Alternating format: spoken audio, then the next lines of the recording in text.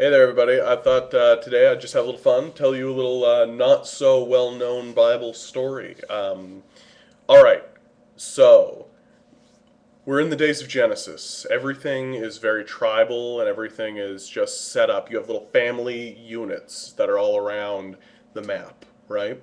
You have this fellow, his name is Jacob, right? Jacob is very important to the Christian Judaic kind of tradition. He's sort of the father of the 12 tribes of Israel, right? He's a very key sort of member. So he's out there in the wilderness and in the wild with his family, trying to etch out a living. And his sons have taken their men and they're out in the wild, shepherding and tending sheep and all of this. When this guy from a tribe just over the way, named Shechem, shows up and grabs one of Jacob's girls, I think Diana, and just takes her back to his tribe so that he can have her, so he can just do whatever he wants with her, right? Um, so Shechem, he gets on this kind of thing. Now, of course, Jacob is furious by hearing this, right? He's just out of his mind, but all of his sons are in the field. There's nothing he can do. Now, Shechem, while this is all going on, he falls in love with Diana. And he falls in love with her. And so he says to his father, Harmon, he says, Father, I would like to marry this woman. I want her to be mine. And so Harmon, he's like, you just like stole her and raped her. I will do what I can. So Harmon goes to Jacob and he's like, look, my son wants to marry your daughter. He's got her. You're probably not getting her back. What? I've got a check. I will sign you a check and we will make this happen, right? And Jacob's like, you know what? I'm going to wait for my sons to show back up. So you chill out for a little while, Harmon. So Jacob's sons come back from the field with all their men. And his sons hear what's happened and they're like, what are we are going, right? Like we're going to go get those guys. And Jacob's like, chill, be cool, right? Now Jacob's sons, right? They're a clever bunch of people, right? They come up with a plan. They come up with a plan. We are going to go to Harmon and we're going to say, you know what, Harmon? You know what? We're going to let Shechem marry our sister. And on top of that, we're going to have your men marry, and we're going to have your men marry our women, and your women marry our men, and we'll create an alliance. We'll have a bigger tribe, a larger thing, and it's like a business venture they've gone on where they're together now. They're a group, right? And Harmon is like, let's do this, man. Like, yeah, you got like 11 good men. Friggin' each man has his own like little thing. This is gonna be great. We're gonna do this. So the brothers go, hold on one second. If we're gonna do this, you have to follow our tradition, right? And our tradition is circumcision. So if you're serious about this, you have to go back and you have to have all your guys circumcised. And Harmon at this point is like, that's going to be a tough sell, but we'll make it happen, right? We'll do it. Right. So Harmon skitters off and starts getting all of his men circumcised. Now, if you don't know what circumcision is, please go Google it and understand that if you get circumcised, you're down for a couple of days. You're not going to be standing up and you're not picking up a sword.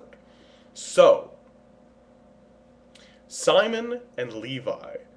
Levi's the more important in this story, but Simon and Levi, they take all their men, and while all these guys are laid up and circumcised, they run through the camp and just kill everybody. They kill every single guy that they can get their hands on. They're just like, die, die, over and over again.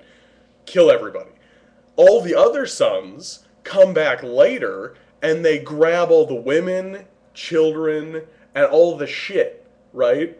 They loot the fuck out of everything and take it back to the camp. When Jacob hears about this, he goes, are you guys serious? Are you guys serious? Did you just literally just go over there and just pilfer the shit out of that? We're in some trouble. you douchebags. Like, we're in trouble. There's a bunch of tribes around here, and if they think that we're a bunch of warmongering idiots, they're going to come at us.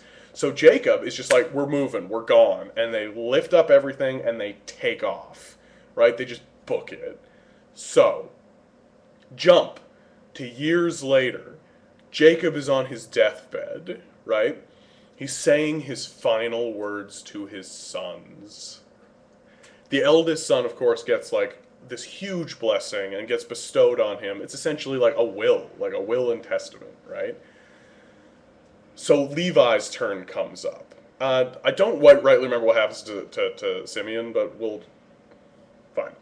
Levi's turn comes up, and Jacob looks at him and says, "You are a motherfucker, and I'm gonna curse you to the end of your days. You are no good to anyone, and I hate you. Screw off." So Levi leaves, taking his blessing with him. Now, jump even farther forward. Each member, each son, is a tribe of Israel, including Levi. Moses, we're jumping to the time of Moses. Moses comes from the tribe of Levi. He came out of the cursed tribe of Levi. Let my people go, all of this business with Pharaoh, so on and so forth. They wander into the desert, and he sets up a priest class of Levites. What this means is that, according to the way the book works, according to the Bible, the priest class, the ruling class, the people who make the laws, are cursed by the Father who created the tribes, which gives a different sort of perception of how people viewed leadership and viewed the priests and viewed the law, right? That the people who were doing that job weren't blessed. They didn't have a lot of stuff.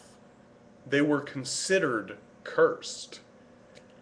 That's such a fascinating and such a weird little idea, isn't it? Anyway, that's my crazy story for the day. I just threw that out there.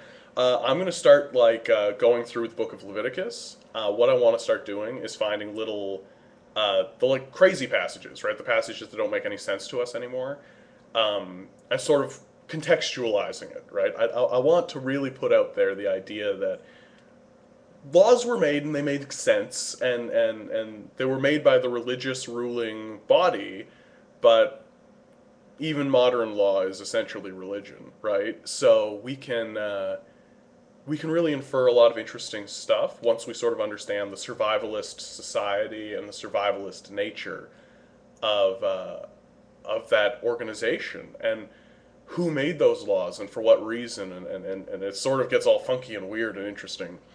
Anyway, thanks for listening, guys. Pete?